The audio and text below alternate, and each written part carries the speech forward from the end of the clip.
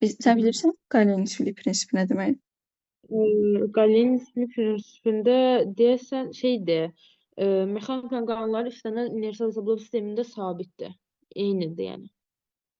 Elə bir şey Yəni olmalı bir idi. sistemlə, elə ki biz düşünək ki, bir neçə dənə Hər bir sistemdən əsas başqa bir sistemə simulasiya var. keçmişsə, onun sabit qalır. Nə hansı Kütləsi falan. keyfiyyətləri dəyişmir? Kütləsi, Kütləsi, ölçüsü, müddət, yəni forması. hadisənin baş vermə müddəti, təcili və qüvvəsi. Bunları da necə yadda saxlamaq olar? Ekran görürük də. Hə, görürüm. A nəyə bərabərdir? Nəsə yazırsınız orada. Hə, görsəm hə.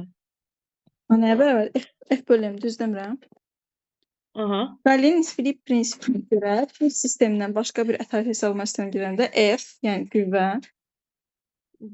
kütlə, yəni M, təcil, yəni A və bu hadisənin baş vermə müddəti olan T. Bir dənə T-ni əlavə edirsən də. T nə olmalı? Dəyişməz olaraq qalır. Dəyişmir. Yaxud da ki, belə yadında saxlaya bilmirsənsə, tutaq ki, səndən soruşurlar ki, hansı kəmiyyətlər dəyişməz qalır. Deyirsən ki, Fatma. Kimdir Fatma?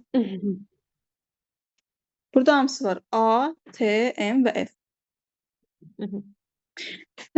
Yəni bu ətraf hesablama sisteminin bəs əsas xarakterizə edən keyfiyyəti nədir?